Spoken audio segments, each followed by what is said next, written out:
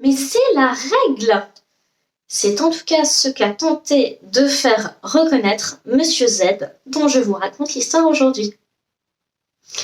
Le 12 mai 2011, une SCI donne à bail d'habitation un appartement à Monsieur et Madame X, Monsieur Z se portant caution de l'engagement souscrit.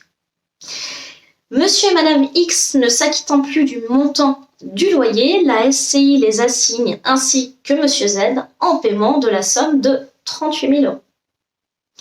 La Cour d'appel les condamne au paiement de cette somme. Mécontent, Monsieur Z forme un pourvoi. Il reproche en effet à la Cour d'appel d'avoir refusé d'annuler le contrat de cautionnement, estimant que les règles du Code de la consommation auraient dû s'appliquer. Le Code de la consommation prévoit en matière de caution des règles protectrices, notamment la rédaction d'une mention particulière ou encore l'obligation d'information annuelle de la caution. Ces formalités n'avaient pas été respectées dans le cadre de ce contrat. Et c'est ce sur quoi M. Z se fondait pour solliciter l'annulation du cautionnement et ainsi échapper au paiement de la somme de 38 000 €.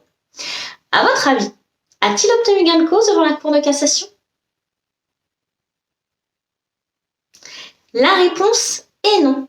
Dans cet arrêt du 17 février 2022, la Cour de cassation juge que le cautionnement relatif à un bail d'habitation est spécifiquement régi par les règles de la loi du 6 juillet 1989 relative au bail d'habitation et que par suite, les règles du Code de la consommation ne s'appliquent pas. Dès lors, l'absence de mention manuscrite dans les termes prévus par le Code de la consommation ou encore l'absence d'information annuelle de la caution n'était pas de nature à permettre à M. Z d'obtenir l'annulation de son engagement.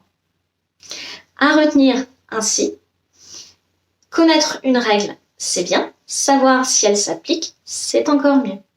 Si cette vidéo vous a plu, vous pouvez la commenter, la liker, ça me fera très plaisir. Quant à moi, je vous dis à la semaine prochaine pour une toute autre thématique.